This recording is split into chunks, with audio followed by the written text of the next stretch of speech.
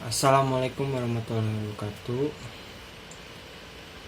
Kenalkan, nama saya Akmal Rizky Putra dari kelas TI 4303. Di sini saya ingin membuat video untuk menyelesaikan tugas dari mata kuliah PSKE. Jadi di sini saya mengambil paper yang berjudul Pengukuran Antropometri dan Gerakan Tubuh Remaja dengan Handicap Mental di Hong Kong.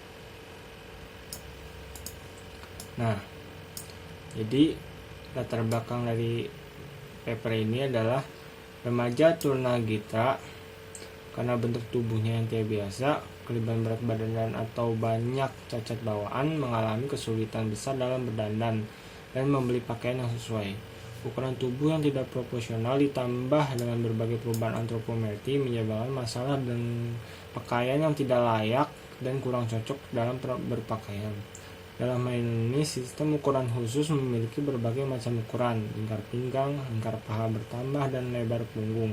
Tetapi panjang lengan dan kaki lebih pendek. Dahulu orang miskin, orang tua, dan orang cacat yang tidak dapat diasuh oleh keluarga dekatnya bergantung pada amal dan biasanya menyerah pada nasib yang putus asa. Belakangan ini permintaan akan pakaian khusus telah meningkatkan minat yang besar. Lebih penting lagi, mereka menginginkan pengakuan yang membuat mereka merasa bahagia dan percaya diri. Karena kebiasaan makanan yang kompulsif, anak-anak dengan penyakit mental mungkin menjadi kurus atau sangat gemuk dan kelebihan berat badan. Mereka mungkin menderita berbagai penyakit bawaan seperti penyakit jantung bawaan, penyakit tulang, dan penyakit kulit. Keadaan ini sering dijumpai pada remaja dengan Down syndrome. Bagi yang merawat Down syndrome belum mengganti pakaian yang terlalu besar. Jika tidak, mereka harus menerima pakaian yang tidak pantas dan tidak pas. Pakaian efektivitas supaya ini biasanya tidak memuaskan. Lalu selanjutnya ada metodologi. Tujuan dari penelitian ini adalah untuk menentukan pengukuran antropometri dan gerak tubuh remaja tunagrita Hong Kong.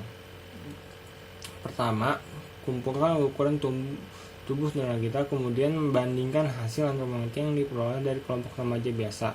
Kedua, rentang tubuh pengukuran gerak dilakukan untuk sekelompok remaja penyandang cacat mental yang dipilih dengan menggunakan sistem analisis gerak Vicon.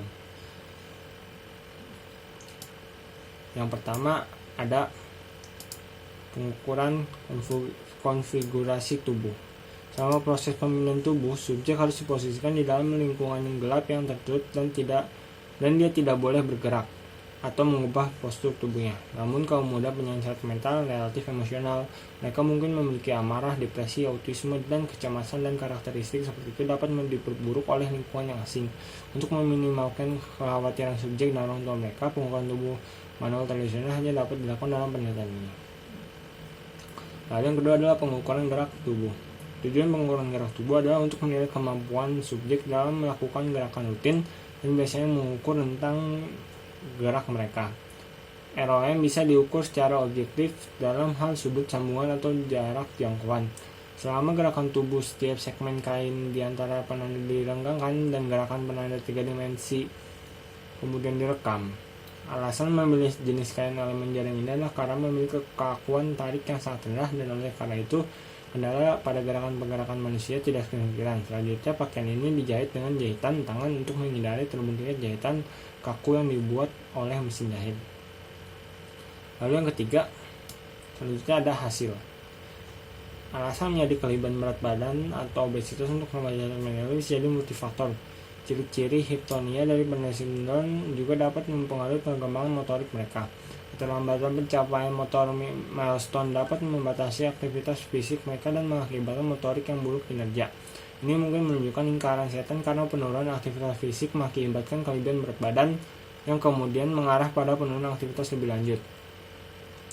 Kelompok cacat mental sudah secara signifikan pendek perawakan dengan sebuah tidak profesional berat badan dengan tinggi badan dibandingkan dengan kelompok biasa, khususnya untuk anak perempuan.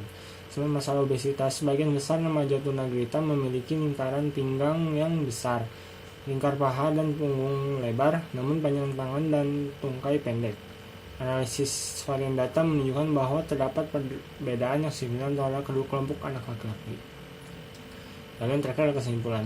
Dalam penelitian ini, banyak penyandang tunagrita ditemukan memiliki kecenderungan tinggi mengalami obesitas baik pada anak laki-laki maupun perempuan, dan hal ini mungkin sudah dimulai sejak masa kanak-kanak mereka.